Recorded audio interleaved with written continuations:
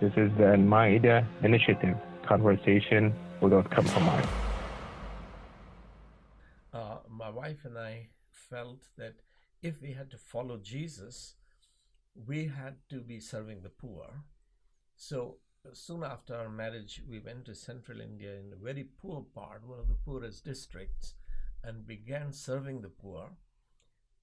We hadn't realized that that was something which was not acceptable to India's social structure, social system of caste.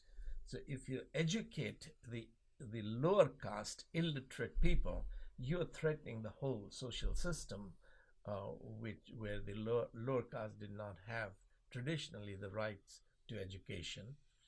And so, uh, because our service was disruptive socially, I was thrown in prison I was arrested several times.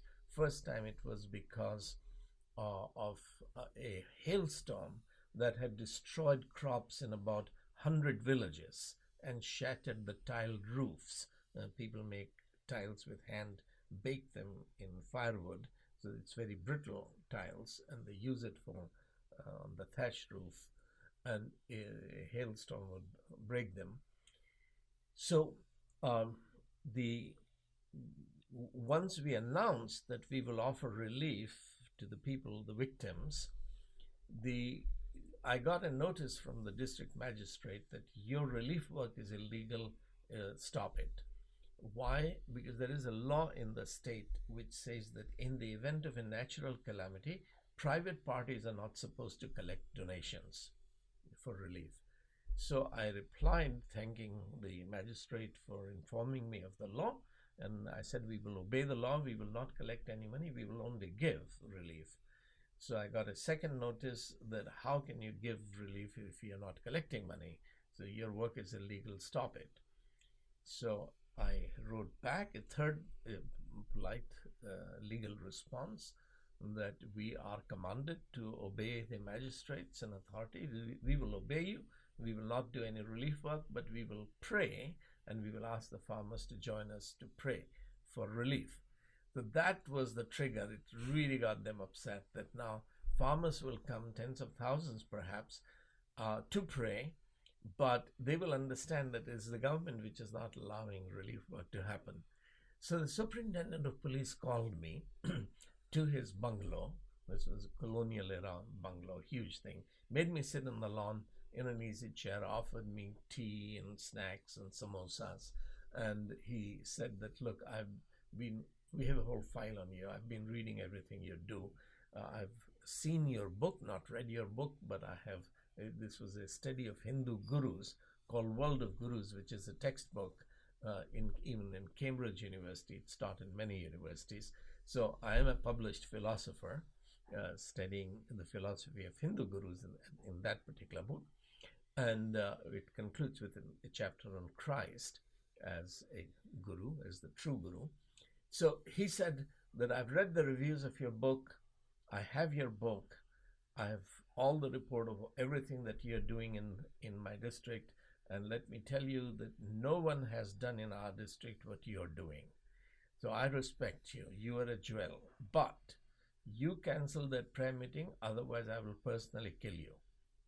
I don't need to arrest you. I don't need a warrant. I'll come to your home, take you from your home into the jungle, shoot you, throw your body. Hyenas will eat you. So you cancel that meeting. Well, I couldn't believe that a superintendent of police, the highest police officer, who has taken an oath of office to uphold the Constitution of India, which guarantees my fundamental rights and freedoms, that he would say that he would personally shoot me because I've organized a prayer meeting for the relief. So I didn't believe him, and he understood that I wasn't taking him seriously. So he spent an hour telling me how many people he had personally killed. These are called fake encounters. So you arrest somebody, and then you take him into the jungle, and he's running away, so you shoot him from the back. These fake. So he told me a number of stories to intimidate me. So at the end of it, he asked me, are you going to cancel that prayer meeting? I said, well, let me go home, talk to my wife, if she's willing to be a widow, and then I will make my decision. So he was sure that my wife wouldn't want to be a widow, so he let me go. We talked and prayed about it. We were a community of 30, 40 people by that time who were engaged with us in serving the poor.